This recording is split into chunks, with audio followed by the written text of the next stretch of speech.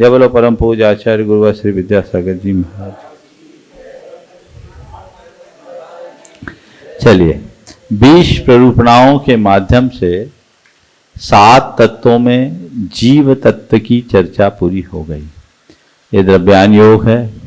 द्रव्यान योग में जीवा जीव सुतत्वे पुण्या पुण्ये च बंध मोक्षम च, है ना। आदर्शमिव तथा मति रवैति, आदर्शमिव तथा मति रवैति, द्रव्यान योग दीपा सुध विद्या लोक मातन्ते। तो जीव अजीव, पुण्य अपुण्य, बंध मोक्ष, हम 7 तत्वों की चर्चा कर रहे हैं। तो इस 7 तत्वों की चर्चा में जीव तत्व की चर्चा 20 प्ररूपणाओं के माध्यम से अभी तक हुई। अब दूसरा क्रम किसका? अजीव का, और उसके बाद है आश्रव का। तो आश्रव और बंध, इन सब की चर्चा आगे के अध्याय में है। इसमें हम बंध और मोक्ष की चर्चा करेंगे। समझ गए?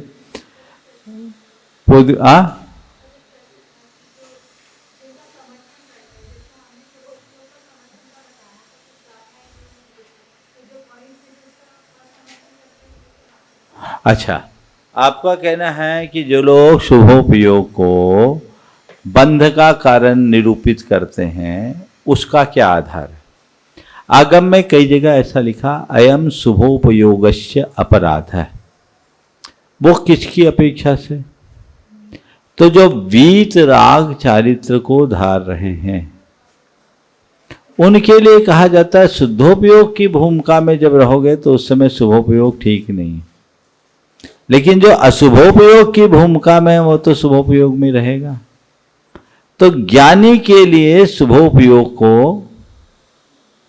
उपयोगी नहीं माना, पर अज्ञानी के लिए तो शुभोपयोग अपनाना होगा ना। तो वो लोग उसी को आधार बनाकर कुछ संदर्भों को लिखित करते हैं। तो अयम शुभोपयोगस्य अपराध, साक्षात अंतराय है, ऐसे शब्दों का प्रयोग कई जगह हुआ है। तो किसके लिए, ये भी तो देखो, वो समझना है। तो हम सूत्र लेते हैं, 47वां सूत्र। पुद्गला काश काला स्रवाश्च प्रत्येकम द्विविधम। पुद्गला काश काला स्रवाश्च प्रत्येकम द्विविधम। पुद्गल, आकाश, काल, आश्रव, ये प्रत्येक 2-2 प्रकार के। दूसरे क्रम में अजीव तत्व। अजीव तत्व में जीव के अतिरिक्त शेष 5 द्रव्य अजीव में आते हैं। तो उनमें से पुद्गल 2 तरह का, अणु और स्कंद के रूप में। आकाश 2 प्रकार का है, लोकाकाश और अलौकाकाश। काल 2 प्रकार का है, निश्चय काल और व्यवहार काल, जिसकी हम पहले अध्याय में चर्चा कर चुके हैं। और 30 इस प्रकार अजीव तत्व पूरा हो गया। अब तीसरा क्रम है आश्रव तत्व का। तो वह आश्रव भी 2 प्रकार का है, द्रव्याश्रव और भावाश्रव। ठीक है, तो द्रव्याश्रव और भावाश्रव की चर्चा आज हमें करनी है। सबसे पहली बात, आश्रव। आश्रव किसको कहते हैं? सामान्यतः कर्मों के आगमन का नाम आश्रव कहलाता है। आ और श्रव, इन 2 शब्दों के मेल से आश्रव शब्द बना। आ यानी सब ओर से, श्रव यानी बहना, रिसना, झरना। समझ गए? बहना, रिसना, झरना, जो सब ओर से आए, झरे, रिसे, उसका नाम आश्रव। ये जैन दर्शन का एक विशिष्ट पारिभाषिक शब्द है। ये क्या है?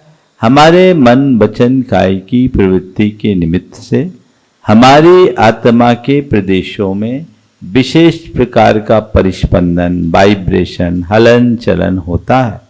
उस हलन चलन के निमित्त से आत्मा के प्रदेशों में टिके हुए जो कर्म के योग्य पुद्गल हैं, वे कर्म रूप परिणत हो जाते हैं। इस दृष्टि से कर्म परमाणुओं का कर्म के रूप में परिणत हो जाना ही आश्रव है। तो कर्म परमाणुओं के कर्म के रूप में परिणत होने को ही व्यवहार में कर्मों का आना कहते हैं। कर्मों का आगमन मतलब ऐसा नहीं जैसे हम दरवाजे से अंदर आए, ऐसे कोई एंट्री पॉइंट है, वहां से कर्म आ गया, घुस गया तो हमने उसको आश्रव बोल दिया। नहीं, हमारी आत्मा के संपूर्ण प्रदेशों में, नख से शीश तक पूरे आत्म प्रदेशों में हमारे मन वचन काय की प्रवृत्ति से जो हलन चलन होती है, उस हलन चलन के प्रभाव से वहां रहने वाले जो कर्म के परमाणु हैं वो कर्म रूप परिणत हो जाते हैं। समझ गए? जैसे मैग्नेट से चुंबक, मैग्नेट से लोहा आकर्षित होता है, दूर से होता है, लेकिन यहाँ क्या हुआ, आत्मा के जो प्रदेश है उन्हीं प्रदेशों में सारे कर्म खींचे चले आते। समझ गए? तो कर्म परमाणुओं का कर्म के रूप में परिणत होना आश्रव है। जो आत्मा में कर्मों के आगमन के द्वार को अथवा कर्म के आगमन को आश्रव कहते हैं, वो सामान्य वचन है। समझ गए? तो मैंने जैसे पहले भी बताया कि लोग अनेक प्रकार के पुद्गल वर्गनाओं से ठसाठस भरा है। उनमें से कुछ पुद्गल वर्गनाएं ऐसी है जो कर्म के रूप में परिणत होने की योग्यता रखती है। तो जो पुद्गल वर्गनाएं कर्म के रूप में परिणत होने की योग्यताएं रखती है उनको हम कर्म वर्गना कहते हैं अथवा कार्मन वर्गना कहते हैं। वर्गना यानी परमाणु, सजाति परमाणुओं का समूह, एक सी जाति के परमाणुओं के समूह को वर्गना कहते हैं।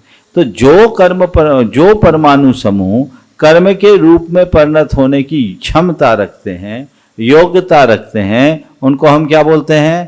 कार्मन वर्गना। और ये क्या होता है? तो हमारी मानसिक, वाचिक और शारीरिक इन प्रवृत्तियों के निमित्त से ये कार्मन वर्गनाएं जीव की ओर आकृष्ट हो कर्म रूप परिणत हो जाती है। यानी हमारे वाइब्रेशन के निमित्त से वे कर्म परमाणु में कर्म के रूप में परिणत हो जाती है, उससे हमारा संबंध बन जाता है। तो कर्म वर्गनाओं का कर्म रूप से परिणत होना ही आश्रव। समझ गए? ये विशेष बात जैन धर्म के अनुसार, जैन कर्म सिद्धांत के अनुसार प्रत्येक आत्मा में अपनी अपनी भूमिका के अनुसार मन, वचन और शरीर रूप तीन बड़ी शक्तियां हैं। इनसे प्रत्येक संसारी प्राणी में एक विशेष प्रकार का प्रकंपन या परिस्पंदन होता है, वाइब्रेशन होता है। इस परिस्पंदन के कारण जीव के प्रत्येक प्रदेश सागर में उठने वाले लहरों की तरह तरंगायित रहता है, चंचल बना रहता है। और जीव के उक्त परिस्पंदन के निमित्त से कर्म वर्गनाएं कर्म रूप परिणत होकर जीव के साथ संबंध को प्राप्त हो जाती है। क्लियर? और इसी को योग कहते हैं। क्या कहते हैं? यह योग ही हमें कर्मों से जोड़ता है, इसलिए योग यह इसकी सार्थक संज्ञा। योग को ही क्या बोलते हैं? आश्रव। ठीक है? तो आश्रव का शाब्दिक अर्थ क्या है? सब ओर से आना, बहना, रिश्ना। आ यानी सब ओर से, श्रव यानी बहना, रिश्ना, झरना, आना। इस दृष्टि से कर्मों के आगमन को आश्रव कहते हैं। इसका अर्थ यह नहीं कि कर्म किसी भिन्न क्षेत्र से आते हों, अपितु हम जहाँ हैं कर्म वहीं भरे पड़े हैं। योग का निमित्त पाते ही कर्म वर्गनाएं कर्म रूप परिणत हो जाती है। कर्म वर्गनाओं का कर्म रूप से परिणत हो जाना ही आश्रव है। क्लियर हो गया? अनंतानंत है, टिके हुए और आते जाते भी रहते हैं। जितने गए उससे ज्यादा आ भी जाते हैं। है इतना स्टॉक, कभी खाली नहीं होगा। नदी की धार है, बह रही। अब ये जो हमारी प्रवृत्ति है मन की, वचन की, काय की, ठीक है, तो प्रवृत्ति हमेशा एक सी तो नहीं होती। और जब प्रवृत्ति एक सी नहीं होगी तो परिणाम भी एक सा नहीं होगा। तो जैसी हमारी प्रवृत्ति होती वैसे कर्म हमारी आत्मा से जुड़ते हैं। अगर मन, वचन, काय की प्रवृत्ति शुभ होती तो उस समय होने वाला आश्रव शुभ होता है, जिसको पुण्य आश्रव कहते हैं। मन, वचन, काय की अशुभ प्रवृत्ति से पाप का आश्रव होता है। तो जैसी प्रवृत्ति वैसा परिणाम। मैं यहां हूं, सामने कैमरा लगा हुआ है, मैं जैसा एक्शन कर रहा हूं वही रिकॉर्ड हो रहा है, और जो एक बार रिकॉर्ड हो गया वही प्ले होगा, है ना। अब ऐसे ही हम जैसा एक्शन कर रहे हैं वो सब अंदर रिकॉर्ड हो रहा है, और जो रिकॉर्ड होगा वही प्ले होगा। समझ गए? तो ये जैसी प्रवृत्ति होती है, मन वचन और काय की शुभ प्रवृत्ति से पुण्य का आश्रय होता है, और अशुभ प्रवृत्ति से पाप का आश्रय होता है। मन वचन काय की शुभ प्रवृत्ति को शुभ योग कहते हैं, शुभ योग पुण्याश्रव का कारण है, और मन वचन काय की अशुभ प्रवृत्ति को अशुभ योग कहते हैं, ये पापाश्रव का कारण कहलाता है। ठीक है। तत्वार सूत्र के 6 अध्याय में 3 सूत्र है, काय वांग मनः कर्म योग स आश्रव शुभ पुण्यस्य शुभ पापस्य, है ना। तो इसका पूरा सार है। तो शुभ योग क्या है? विश्व क्षेम की भावना, सारे जगत के कल्याण की भावना, सबका हित चिंतन, दया करुणा और प्रेम पूर्ण भाव, ये क्या हो गया? शुभ मनोयोग।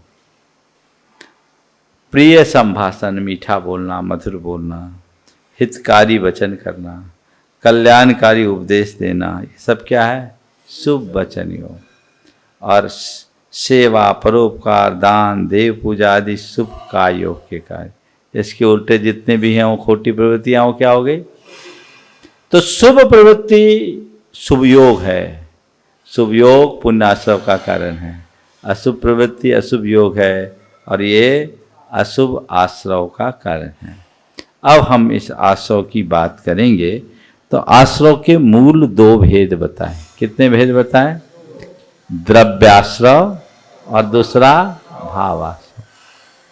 ये द्रव्याश्रव और भावाश्रव क्या है? जैन धर्म में किसी भी कार्य के 2 पक्ष बताए, एक क्रियात्मक और दूसरा भावात्मक। समझ गया?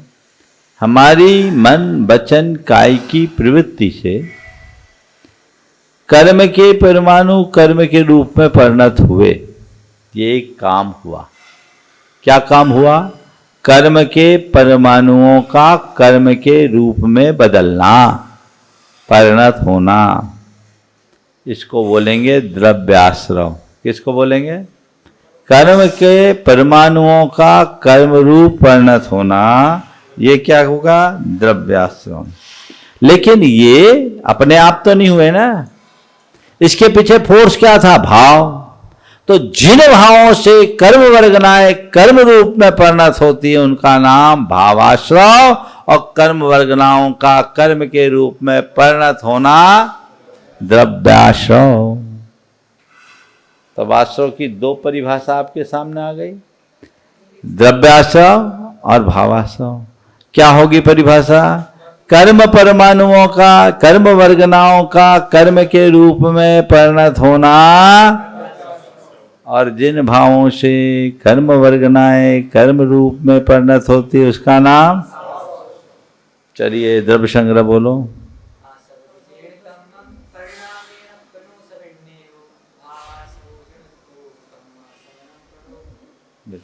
आसौद जेन कम्मम परिणामो अपने न भिन्नो अपने सभिन्यो भावा सवम जिनतो कम्मा सवनम परो हो। तो ये द्रव्य संग्रह में है ना। तो ये इस तत्व विद्या के माध्यम से तत्वार सूत्र, द्रव्य संग्रह 6 डाला, हाँ, रत्नगंज सांव का आचार, जैन सिद्धांत प्रवेश का, इष्टोपदेश, सब आ गया। सबका सार एक इनको पढ़ लो अच्छे से, फिर कोई भी ग्रंथ पढ़ लो, नहीं तो क्रम से न्यायदीप का, उसका भी सार यहां है। तो इसको घोटना, सब चीज है इसमें। तो इस प्रकार द्रव्याश्रव और भावाश्रव। जैसे उदाहरण देते, एक नाव है, नाव कहाँ चलती है? पानी में। उसमें छेद होती है तो क्या होता है? पानी भरता है। तो नाव में पानी भरना ये द्रव्याश्रव, पर आया कहाँ से? कहाँ से आया? छेद से। छेद का होना क्या हुआ? तो हमारे मन वचन काय के छेद से ही कर्म वर्गनाएं हमारी आत्मा में प्रविष्ट होती है। समझ गए? तो मन वचन काय की इस प्रवृत्ति का नाम भावाश्रव, और उस प्रवृत्ति के परिणाम स्वरूप कर्म के परमाणुओं का कर्म के रूप में परिणत हो जाना द्रव्याश्रव।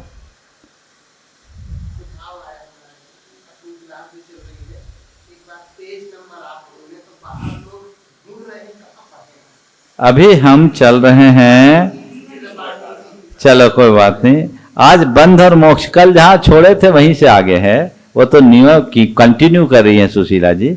317 पेज से आज की शुरुआत हुई, अभी हम 318 पेज पे चलिए ठीक है। तो क्या हुआ? द्रव्याश्रव और भावाश्रव समझ में आ गया।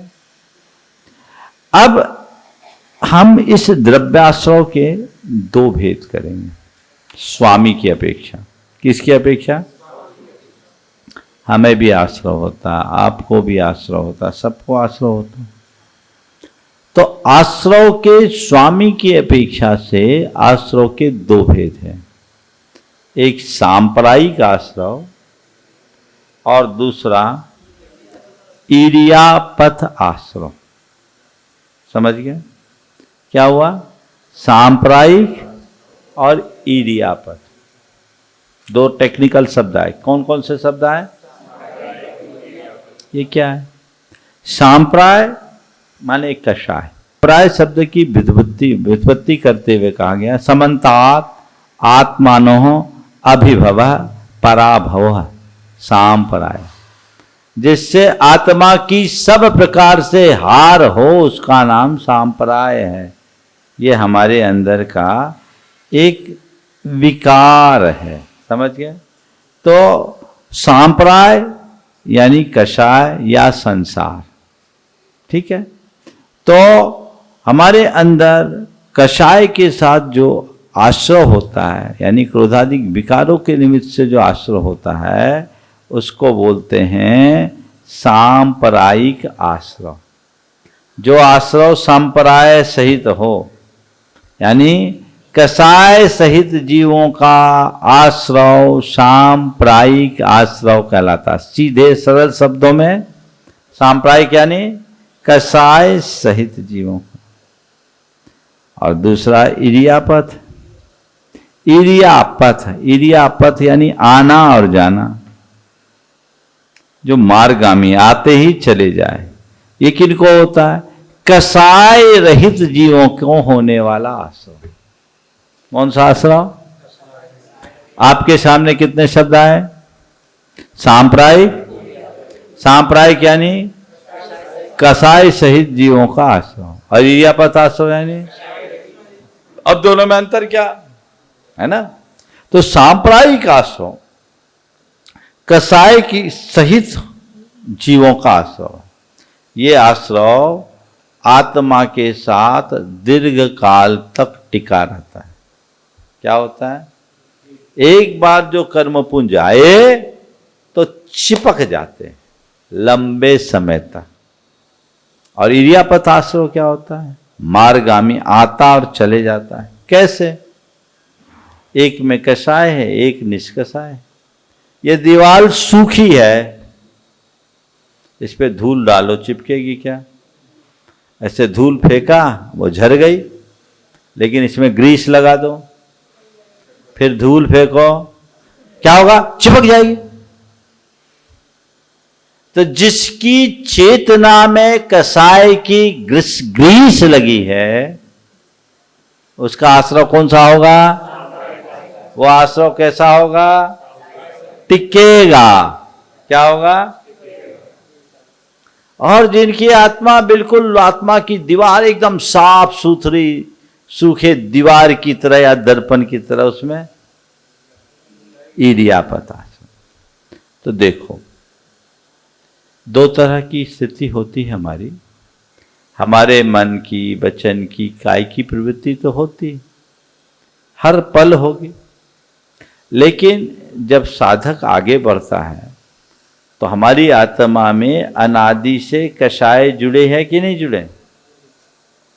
तो मन वचन काय की प्रवृत्ति से वाइब्रेशन होता है और कषाय हमारे भीतर है, तो जो कर्म की धूल आती है वो चिपकते जाती है। लेकिन जिनने अपने अंदर की कषाय को साफ कर दिया, किसके बल पर? साधना के बल। तो कषाय का तो अंत हो गया, लेकिन प्रवृत्ति अभी है, मन की, वचन की, शरीर की प्रवृत्ति है। धूल तो उड़ रही है, दीवार साफ हो गई, तो धूल क्या हुई? आ रही है, जा रही है, चिपक नहीं रही। समझ गए? तो क्या हुआ? पहले गुणस्थान से लेकर, कौन से गुणस्थान था? धन है बहन जी, फिर से पढ़ना शुरू करो। पहले गुणस्थान से 10वें गुणस्थान तक राग है, कषाय है। समझ गए? तो वहां तक जो कर्म आता है वो आत्मा से चिपकता है। देखो 10वें गुणस्थान के अंतिम समय में जो कर्म बनते हैं, अंतर मुहूर्त कम से कम घातिया कर्म, और वेदनी कर्म 12 मुहूर्त तक टिके रहने की योग्यता रखता है। नाम और गोत्र कर्म 8 मुहूर्त तक। जिस समय लोभ का एक परमाणु बचा है वो भी बांध रहा है, तो 12 मुहूर्त और 8 मुहूर्त चिपक गया ना, ग्रीस है। अब जब साफ हो गया 11वें 12वें 13वें गुणस्थान में, वहां पर योग है, कषाय नहीं, तो उनको कौन सा आश्रय होगा?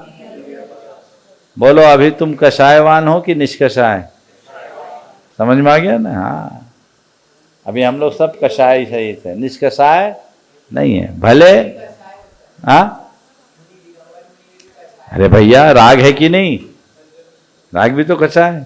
कषाय का वो रूप नहीं जो लोगों को भड़कते हुए देखते हो तुम।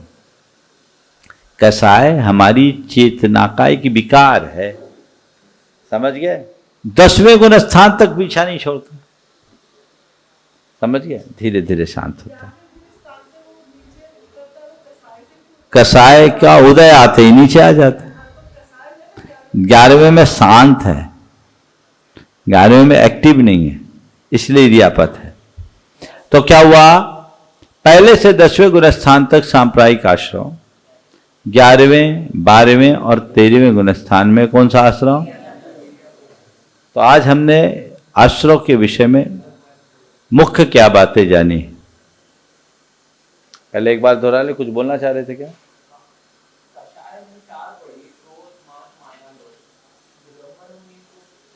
अरे वो विकार वाला क्रोध नहीं, भीतर वाला क्रोध। क्रोध के संस्कार है ना, मान के संस्कार हैं कि नहीं? माया लोभ तो धीरे धीरे शांत होते हैं। वो नहीं जिनको हम लोग लोक में कषाय बोलते हैं, वो कषाय नहीं। अरे बहुत कषाय करता है। ये मैं तुम्हें अभी पढ़ा रहा हूं, बोलो रागवश पढ़ा रहा हूं कि नहीं? ये कषाय है कि नहीं? किस बात का राग है? तुम लोग तत्व को समझो और अपना जीवन धन्य करो, है ना? तो ये कषाय है कि नहीं? कोई यार आशीर्वाद दे रहे हैं, क्यों? कल्याण हो। तुम कल्याण करने वाले बैठे क्या? ये क्या है? राग है ना, तो ये राग होता। समझ गया? ये भी कषाय है।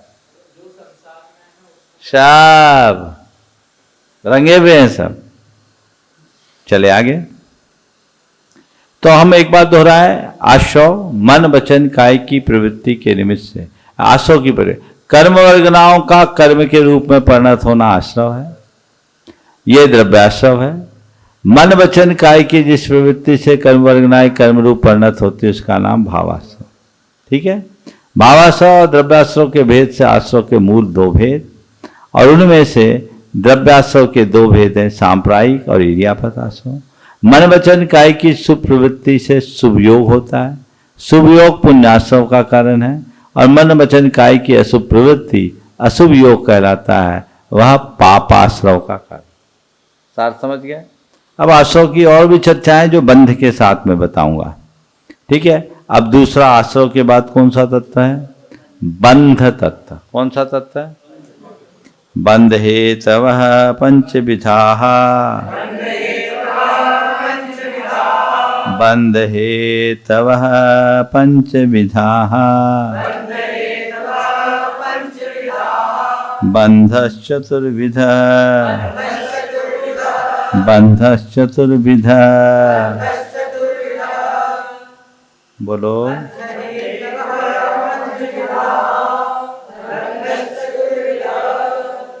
बंध के हेतु 5 हैं, 5 प्रकार के, और बंध चतुर्विधा, बंध 4 प्रकार का, ठीक है। अब हमारे सामने एक नया शब्द आया, बंध। बंध किसको बोलते हैं? 2 वस्तुओं के मेल का नाम बंध है। तो यहां किसका किससे बंध? कर्म और आत्मा का दूध और पानी की तरह एक में हो जाना क्या कहलाता है? बंध। तो अभी हमने आश्रव किया। आश्रव में कर्म परमाणु कर्म के रूप में परिणत हो गए, और कर्म वर्गनाएं जब कर्म के रूप में परिणत हुई, उनका आत्मा के साथ एक क्षेत्रावगाह संबंध होना, यानी एकाकार हो जाना, क्या कहलाया? बंध। तो जिस समय कर्म परमाणु कर्म के रूप में परिणत होते हैं, उसी समय वो आत्मा के साथ एकाकार हो जाते, जैसे दूध में पानी मिलकर एक में हो जाते। क्या हो जाते हैं? दूध और पानी को मिक्स करो तो दूध पानी में मिल जाता, पानी दूध में मिल जाता। तो जीव कर्मन हो अन्योन प्रवेशानुप्रवेशात्मको बंध। जीव और कर्म के प्रदेशों का मिलकर एक में हो जाना बंध है। समझ गए? तो बंध है, कर्म बंध और आत्मा का संबंध। कैसे? 2 वस्तु के मेल का नाम बंध है, लेकिन धन और धनी की तरह नहीं, जिसके पास धन हो धनी, और न ही गाय के गले में बंधने वाली रस्सी की तरह का। कुछ लोग कहते हैं आत्मा तो निर्बंध है, बंध तो बाहरी तत्व है, जैसे गाय के गले में रस्सी। नहीं, जीव और कर्म पुद्गलों का मिलकर एक में एक होना बंध है। जैसे एक लोहे के राड को अग्नि में तपाओ तो राड अग्निमय हो जाती कि नहीं? अग्नि राड में हो जाती। ऐसे ही समझ गए? जिस प्रकार सोने और तांबे के संयोग से एक विजातीय अवस्था उत्पन्न हो जाती है, अथवा हाइड्रोजन और ऑक्सीजन रूप 2 गैसों के सम्मिश्रण से जल रूप एक विजातीय पदार्थ प्रकट हो जाता है, उसी तरह बंध पर्याय में जीव और पुद्गलों की एक विजातीय अवस्था उत्पन्न हो जाती है, जो न तो शुद्ध जीव है और न ही शुद्ध पुद्गल। समझ गए? इसका मतलब ये नहीं कि बंधावस्था में जीव और पुद्गल कर्म सर्वथा स्वभाव से च्युत हो जाते हैं, एक में हो गए, बिगड़ गए। नहीं, उन्हें पृथक नहीं किया जा सकता। बोले ऐसा नहीं। जैसे मिश्रित सोने और तांबे को गलाकर प्रयोग विशेष, प्रक्रिया विशेष से, प्रयोग की जगह प्रक्रिया शब्द लिख दो, प्रक्रिया विशेष से, और जल को पुनः सोने और तांबे को गलाकर अथवा प्रक्रिया विशेष से जल को पुनः हाइड्रोजन और ऑक्सीजन रूप में परिणत किया जा सकता है ना? उसी प्रकार कर्मबद्ध जीव भी अपने पुरुषार्थ जन्य प्रक्रिया के बल पर, प्रयोग को प्रक्रिया कर ले, हम अपने आप को कर्मों से पृथक कर सकता है। समझ गए? तो क्या हुआ अर्थ बंध का? जीव और कर्म के प्रदेशों का दूध में जल की तरह मिलकर एक में एक हो जाना बंध है। ठीक है? अब आश्रय और बंध में क्या संबंध है, ये साथ साथ जान ले, है ना? तो हमारे मन वचन काय की प्रवृत्ति के निमित्त से कार्मन वर्गनाएं जो कर्म के रूप में परिणत होती है, तो कार्मन वर्गनाओं का कर्म के रूप में परिणत होना आश्रव है, और आश्रवित कर्म पुद्गलों का जीव के राग देश आदि विकारों का निमित्त पाकर आत्मा के साथ एकाकार हो जाना, एक रस हो जाना, वो क्या है? बंध है। बंध आश्रव पूर्वक ही होता है, समझ गए? इसलिए आश्रव को बंध का हेतु कहते हैं। और आश्रव और बंध दोनों एक साथ होते। इधर आश्रव हुआ, जिस समय आश्रव उसी समय बंध, इनमें कोई समय बंध भेद नहीं है। यही आश्रव और बंध में संबंध है। कर्म परमाणुओं का कर्म रूप, कर्म वर्गनाओं का कर्म रूप में परिणत होना आश्रव, और आश्रवित कर्मों का जीव के साथ एकाकार हो जाना बंध। अब बंध हेतवः पंचविधा, बंध के हेतु 5 प्रकार के बताएं। वो है मिथ्यात्, अवरति, प्रमाण, कषाय और योग। तत्वार सूत्र में एक सूत्र आता है, मिथ्या दर्शना विरति प्रमाद कषाय योगा बंध हेतवः, है ना? ये 5 बंध के कारण हैं। तो पहले हम इन 5 के स्वरूप को समझे, फिर इसके विषय में कुछ विशेष बात कहेंगे। सबसे पहला क्या है? मिथ्यात्। क्या है मिथ्यात्? का मतलब क्या है? विपरीत श्रद्धा या तत्व ज्ञान का अभाव। समझ गए?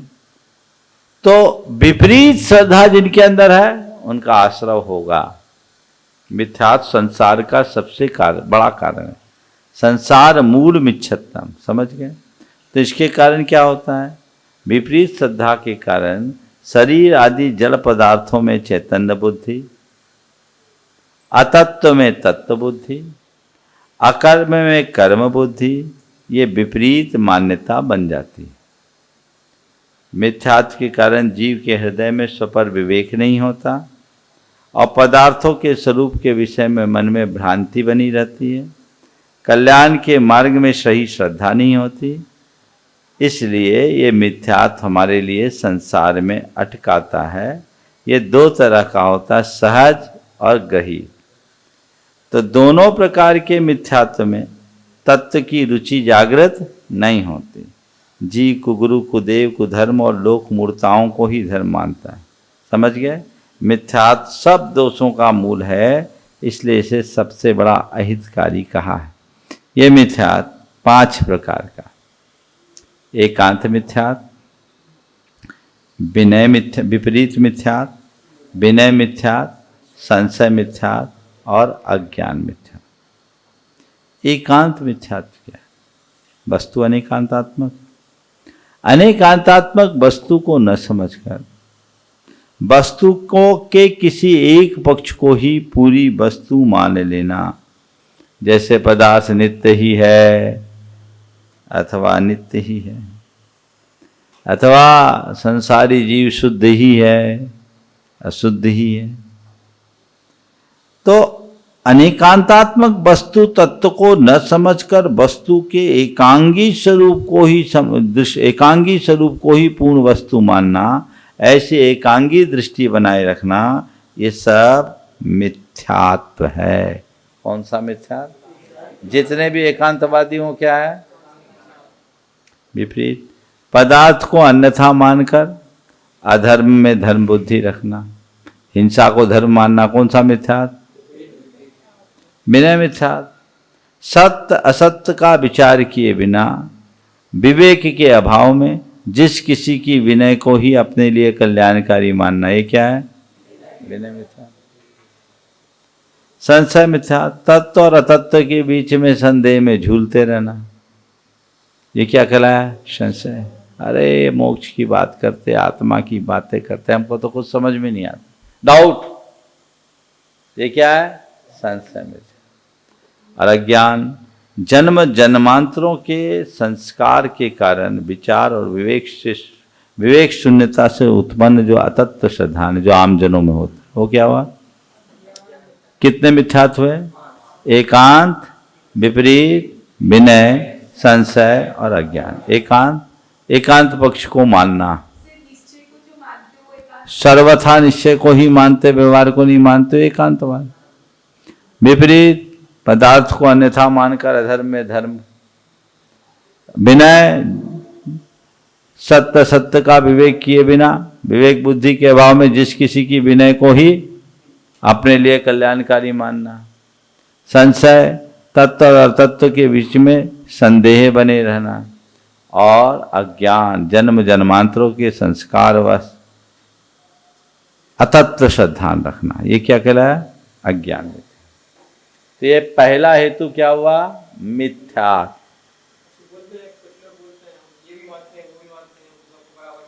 ये सब मिथ्यात्व ही है, बिना मिथ्या, बिना में। अब है अविरति। अविरति शब्द दो शब्दों से बना, न विरति, अविरति। विरति बोलते हैं पाप के त्याग को।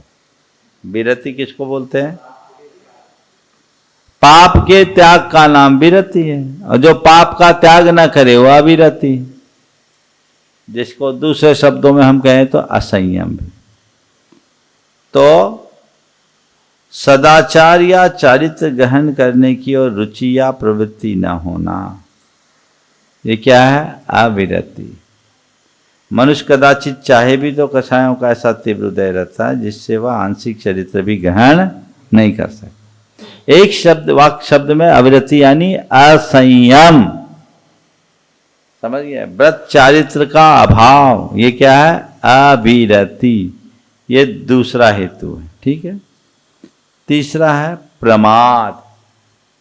प्रमाद का सामान्य अर्थ माना जाता आलस, पर यहाँ क्या है? प्रमाद का अर्थ है असावधानी। कुशल कार्यों में अनादर या अनुत्साह का नाम प्रमाद है। कुशलेषु अनादरः प्रमादः। कुशल यानी अच्छे कार्य, बुरे कार्य में अनादर अनुत्साह तो अच्छा धर्म है, अच्छे कार्य में ही आलस आता है। तो अच्छे कार्यों में अनादर और अनुत्साह का नाम प्रमाद है। तो प्रमाद तो छठे गुण स्थान तक रहता भी बची थोड़ी हो। और स्पष्ट करे तो कर्तव्य और अकर्तव्य के विषय में अनास्था होना भी प्रमाद है। क्या करना और क्या नहीं करना, चलो सब चलता है, ये क्या है? प्रमाद। प्रमाद के 15 भेद हैं। कितने भेद हैं? 5 इंद्रिय, 4 विकथा, 4 कषाय, प्रणय यानी स्नेह और निद्रा। प्रणय का मतलब स्नेह। तो सबसे पहले क्या? 5 इंद्रियों की विषयों की अधीनता। 5 इंद्रियों के विषय अपनी ओर आकर्षित करते हैं, ये क्या है? प्रमाद। 4 विकथा, राजकथा, चोर कथा, भोजन कथा और देश कथा। राजनीति की चर्चा, लेना न देना, चोरी चमारी की चर्चा, देश दुनिया की चर्चा, और स्त्री कथा, राजकथा, चोर कथा और भक्त कथा। स्त्रियों के विषय में पुरुषों के लिए स्त्री, स्त्रियों के लिए पुरुष, जिनसे कोई लेना देना नहीं है उनकी बारे में चर्चा, सब भी कथा है। बिना मतलब की बात बिकथा। तो राजकथा, चोर कथा, स्त्री कथा, भोजन कथा। और फिर है 4 कषाय, क्रोध, मान, माया, लोभ, प्रणय यानी स्नेह और निद्रा, ठीक है। लगाव, जुड़ाव, रति संबंध भी प्रणय के अंतर्गत आता है। तो 5 इंद्रियों के विषय में तल्लीन रहने के कारण राजकथा, चोर कथा, स्त्री कथा और भोजन कथा आदि विकथाओं में रस लेने के कारण, क्रोध, मान, माया और लोभ इन 4 कषायों से कलुषित होने के कारण तथा निद्रा और प्रणय आदि में मग्न रहने के कारण कुशल कार्यों के प्रति अनास्था उत्पन्न होती है और हिंसा की भूमिका तैयार होती है। हिंसा का मुख्य कारण क्या है? प्रमाद। किसने कहा? कौन से सूत्र में? प्रमत्ति योगात प्राणव्यपरोपणम हिंसा। तो ये तीसरा कारण क्या हो गया? प्रमाद, जो छठे गुण स्थान तक, सबसे हल्का रूप कहाँ होता है? छठे गुण स्थान। ठीक है। अब है कषाय। कषाय, कष और आय से कषाय बना है। कष का मतलब होता है संसार और आय यानी वृद्धि। तो जिससे संसार की वृद्धि हो या संसार की आय हो, उसका नाम कषाय। ठीक है ना। तो इस प्रकार कषाय का अर्थ जिन भावों के द्वारा संसार की प्राप्ति हो, सब क्या हो गए? कषाय भाव। तो ये कषाय का वेग सबसे प्रबल है। जन्म मरण रूप संसार वृक्ष कषायों के कारण ही हरा भरा रहता है। यदि कषायों का अभाव हो जाए तो जन्म मरण की परंपरा का यह विषवृक्ष स्वयं ही सूख कर नष्ट हो जाए, लेकिन हम लोग तो उसको सींचते हैं। कषाय ही समस्त सुख दुखों का मूल है। कषाय को कृषक की उपमा देते हुए पंचसंग्रह में कहा है, सुदुखम बहुसस्सम कम्मक खेते कसे जीवस्य संसार दूर मेरम तेन कसाओ तिनम बिनते। यानी कसाई एक ऐसा कृषक है, किसान है, जो चारों गतियों की मेड़ वाले कर्म रूपी खेत को जोत कर उसमें सुख दुख रूपी अनेक प्रकार की फसल प्रकट करता है। कौन सी खेत? संसार की खेत। उसकी मेड़ चार गति। खेती करने वाला कौन? कषाय। और फसल आती क्या है? सुख की अथवा दुख की। आचार्य वीरसेन स्वामी ने भी कषाय की कर्मोत्पादकता के संबंध में लिखा है, सुदुखम बहुसस्सम कम्मक खेते कसेति कषाय। तो सुख दुख रूप को, जो दुख रूप धान्य को पैदा करने वाले कर्म रूपी खेत का कर्षण करते हैं, जोतते हैं, फलवान करते हैं, वे क्रोध मान आदि कषाय हैं। कषाय के चार भेद हो गए, क्रोध मान माया और लोभ। इनमें क्रोध और मान तो द्वेष रूप, और राग माया और लोभ क्या है? राग रूप। और राग द्वेष तो सब में भरा ही है। अब पांचवा कारण है योग। कौन सा? प्रमाद कषाय की तीव्रता। अब योग हमने अभी पहले बोला आत्म प्रदेशों के परिस्पंदन की। तो योग जीव के प्रदेशों में जो परिस्पंदन, प्रकंपन या हलन चलन होता है उसे योग कहते हैं। हमारे जैन दर्शन के अनुसार मन वचन और काय से होने वाली आत्मा की क्रिया ही कर्म परमाणुओं के साथ आत्मा का योग अर्थात संबंध कराती है। इसी अर्थ में इसे योग कहा जाता है। यह योग प्रवृत्ति की अपेक्षा से तीन प्रकार का है, मनोयोग, वचन योग और काय योग। ठीक है। तो हम जीव की कायिक प्रवृत्ति का नाम काय योग, वाचनिक और मानसिक प्रवृत्ति का नाम क्रमशः वचन और मनोयोग। इसके बारे में हम पहले पढ़ चुके हैं। तो ये पांच भेद हुए, मिथ्या, अवृत्ति, प्रमाद, कषाय और योग। ठीक है। अब इसमें कुछ बातें तुम लोग समझ के चलो, 5 मिनट लगेगा, इसको पूरा करूंगा। एक बहुत विशेष विषय कल जिसकी हमने थोड़ी सी चर्चा की थी। अब मिथ्यात्व को यहाँ आश्रव बंध का कारण बताया। आचार्य महाराज ने अपना चिंतन दिया कि मिथ्यात्व आश्रव और बंध के क्षेत्र में अकिंचित कर है, बंध का कारण मिथ्यात्व नहीं कषाय। बवाल मच गया, ये तो सरासत तत्व मिथ्या दर्शनावृत्ति प्रमाद कषाय योगा बंध हेतु। अरे भैया, उन्होंने जो बताया है उसे थोड़ा गहराई से समझते तो ये समस्या ही नहीं होती। वो बहुत गंभीर चिंतन का फल था, वो बिल्कुल सही है। आचार्य महाराज ये नहीं कहते कि मिथ्यात्व कुछ नहीं करता। आचार्य महाराज कहते अतत्व श्रद्धान कराना मिथ्यात्व का ही काम है, वही संसार का मूल है। लेकिन आश्रव बंध में मिथ्यात्व के सीधे कोई भूमिका नहीं। बंध 4 प्रकार का, प्रकृति बंध, प्रदेश बंध, स्थिति बंध, अनुभाग बंध, जिसकी चर्चा भी होगी। इन चारों प्रकार के बंध में योग और कसाय की भूमिका मिथ्यात्व की नहीं है। कल हम इसका डिटेल में बताएंगे। इसमें किसकी भूमिका है? योग और कसाय, मिथ्यात्व की। तो ये 5 कारण क्यों बताएं? तो इन 5 कारणों को बताने के लिए कुछ विशेष वजह रही। संसार में जितने भी आत्माएं हैं जिनको कर्मों का आश्रय या बंध होता है, सबको एक सा नहीं होता। जिसका चेतन स्तर जैसा होता वैसा होता है। तो अलग अलग गुणस्थानों में होने वाले बंध के अंतर को दर्शाने के लिए यहां 5 कारण बताए हैं। मूलतः कारण तो कषाय और योग ही है, समझ गए? तो आत्मा के गुणों का विकास बताने के लिए जैन दर्शन में 14 गुणस्थानों का निरूपण किया गया, जो हम पढ़ चुके। उनमें जिन दोषों के दूर रहने होने पर आत्मा की उन्नति मानी गई है, उन्हीं दोषों को यहाँ आश्रय के हेतु में परिगणित किया गया। गुणस्थान क्रम में ऊपर चढ़ते समय सबसे पहले मिथ्यात्व जाता है, फिर अवरति जाती है, तदुपरांत प्रमाद छूटता है, फिर कषाय और अंत में योग का सर्वथा निरोध होने पर आत्मा सब कर्मों से मुक्त होकर सिद्ध अवस्था प्राप्त करता है। इसलिए मिथ्यात्व, अवरति, प्रमाद, कषाय और योग यह क्रम रखा है।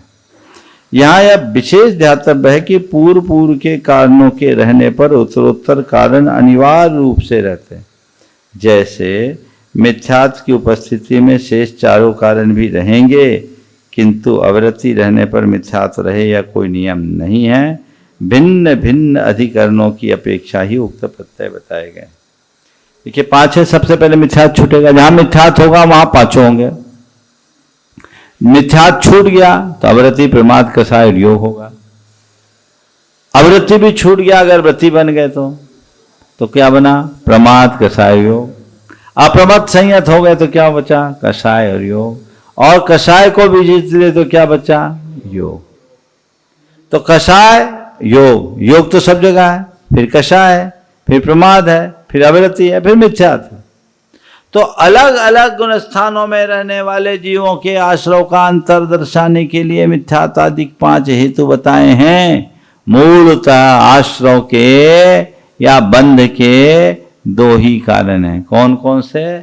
कषाय और योग। उनको समझकर चलना चाहिए। और बंध के भेद और आश्रय बंध के कारण के विषय में बंध के 4 भेद: प्रकृति बंध, प्रदेश स्थिति, प्रकृति बंध, प्रदेश बंध, स्थिति बंध और अनुभाग बंध। मुख्य रूप से बंध के 2 भेद है, द्रव्य बंध और भाव बंध। कर्म परमाणुओं का आत्मा के साथ एक में एक हो जाना द्रव्य बंध, और जिन राग द्वेष आदि मनोविकारों के कारण कर्मों का बंध होता है उसका नाम भाव बंध। तो जो द्रव्य बंध है, भाव बंध के कारण द्रव्य बंध होता है, लेकिन ये द्रव्य बंध के 4 भेद हैं। प्रकृति बंध है, प्रदेश बंध, स्थिति बंध और अनुभाग बंध। ये क्या है? जब हमारे आत्मा के प्रदेशों में हलन चलन होता है तो उसके प्रभाव से कर्म के जो परमाणु, अभी तो सिंपल है, वे सब कर्म परमाणु कर्म के रूप में परिवर्तित हो जाते हैं। तो जब कर्म के परमाणु कर्म के रूप में परिणत होते हैं तो उसी समय उन कर्म परमाणुओं का स्वभाव सुनिश्चित होता है। जितने कर्म परमाणु आए वो उसमें तय होता है, ये हमारे ज्ञान को रोकेंगे, ये हमारे दर्शन को रोकेंगे, ये हमें मोह उत्पन्न करेंगे, ये सुख दुख देंगे, ये आयु में होंगे, ये हमारे शरीर आदि के निर्माण में लगेंगे, ये गोत्र में आएंगे, ये दान आदि में बाधा करेंगे। ये जो विभाजन होता है ये कैसा होता है? हमारे भाव के अनुसार। तो प्रकृति बंध का एक अर्थ में, प्रकृति का अर्थ है स्वभाव।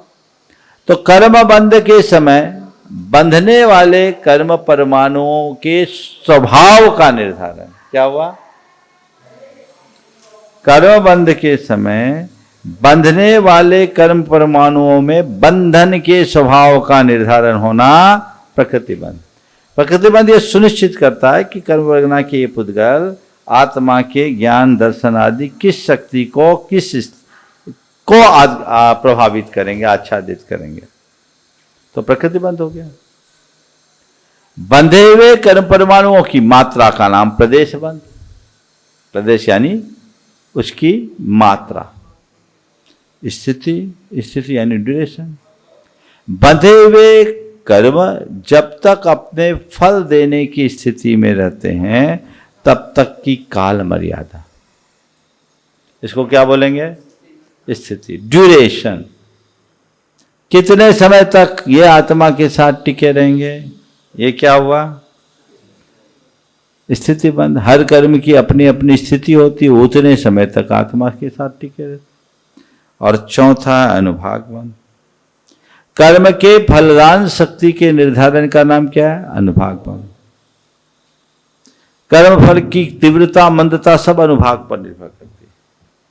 कितनी ताकत के साथ ये आत्मा को प्रभावित करेंगे, ये क्या है? अनुभाग। इंटेंसिटी, नेचर, क्वांटिटी, ड्यूरेशन और इंटेंसिटी, ये चारों चीजें एक साथ होती हैं। कैसी होती है? एक साथ। जिस समय कर्म बनता है उसी समय उनके स्वभाव का निर्धारण होता है, वो उनके कर्म की मात्राएं जुड़ जाती हैं, फिर उनकी फलदान शक्ति सुनिश्चित हो जाती है, और समय कितने समय तक आत्मा से टिकेंगे उतनी मर्यादा स्थिर निश्चित हो जाती है। समझ गए? इनमें से प्रकृति बंध तो सामान्य है, अपने अपने स्वभाव के अनुरूप कर्म परिवर्तित हो जाते, आ गए। लेकिन कौन सा कर्म किस लेवल तक आत्मा को प्रभावित करेगा, ये कौन तय करेगा? अनुभव। समझ गए? तो ज्ञानावरण कर्म का काम है ज्ञान को ढांकना।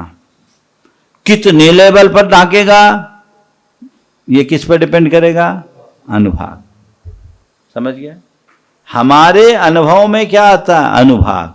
क्या आता है? कर्म के प्रदेश चाहे कितने हों उससे फर्क नहीं पड़ता, अनुभाग प्रभावित करता है। एक बाल्टी कुनकुने पानी से नहा लो, फ्रेश हो जाते हो गया। एक बाल्टी भर कुनकुने पानी से नहा ले, फ्रेश। और एक कटोरी खौलता पानी गिर जाए तो क्या हो गया? दोनों में अंतर क्या आया? बाल्टी में प्रदेश अधिक, अनुभाग कम, और कटोरे में अनुभाग ज्यादा। तो कर्म में सबसे ज्यादा प्रभावित हमको कौन करता है? समझ गए? अब इसमें एक बात समझने की, यह अनुभाग बंध जो भी होगा वो हमारे भावों की तरतमता से होगा। प्रकृति, प्रदेश, स्थिति, अनुभाग, ये चारों बंध है जो मुख्य रूप से योग और कषाय के निमित्त से होते हैं। किसके निमित्त से होते हैं? योग यानी मन वचन काय की प्रवृत्ति। तो जैसे हमारे मन वचन काय की प्रवृत्ति होती है, वैसे कर्म परमाणु हमारी आत्मा की ओर आकर्षित होते हैं, उनका स्वभाव निर्धारित होता है, तो उन परमाणुओं की संख्या हो गई, ये प्रकृति हो गया, प्रदेश हो गया। लेकिन ये कब तक टिकेंगे और कितना प्रभावित करेंगे, ये कौन तय करता है? हमारी कषाय। कषाय की अधिकता में स्थिति अधिक बनती है, और कषाय की अधिकता में पाप कर्मों का अनुभाग अधिक होता है। तो कर्म फल की तीव्रता और मंदता किस पर निर्भर करती है? हमारे मन की कषायों पर। समझ गए? अब इसको समझो। ये दीवार है, नीचे धूल है, हवा चल रही है, धूल उड़ रही है? और दीवार में बढ़िया ग्रीस लगी है। अब धूल किस पर निर्भर करेगी? हवा के वेग पर। किस पर निर्भर करेगी? जितनी तेज हवा चलेगी धूल उतनी उड़ेगी। पर दीवार पर वो उसका चिपकना किस पर डिपेंड करेगा? ग्रीस के डेंसिटी पे, है ना? तो ग्रीस कितनी प्रगाढ़ है वो उतने देर तक चिपकेगी। तो आत्मा तो दीवार है, कर्म की रज है धूल, उसको उड़ाने वाली है योग, और चिपकाने और टिकाने वाला है ग्रीस, जो है कषाय। समझ गए? समझ में आ गया? तो दीवार, धूल, हवा और ग्रीस, ग्रीस की जगह और कुछ ले लो, फेविकॉल लगा लो, चिपक जाए, है ना? तो वो जितनी ज्यादा बाइंडिंग एजेंट जितना प्रगाढ़ होगा वो उतना जमेगा। कषाय जितनी तेज होगी वो धूल उतनी तेजी के साथ चिपकेगी। समझ गया? तो इस प्रकार ये प्रकृति, प्रदेश, स्थिति, अनुभाग 4 प्रकार का बंध हुआ, और ये बंध के कारण है मिथ्यात्वरति प्रमाद कषाय योग, जिनमें मुख्य भूमिका कषाय और योग की। ठीक है, चलिए।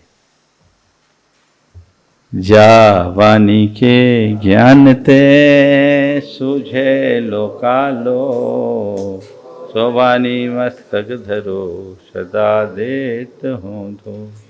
हे जिन मानी भारती तो है जपो दिन रे, जो तेरो शरणा गहे सो पावे सुख से।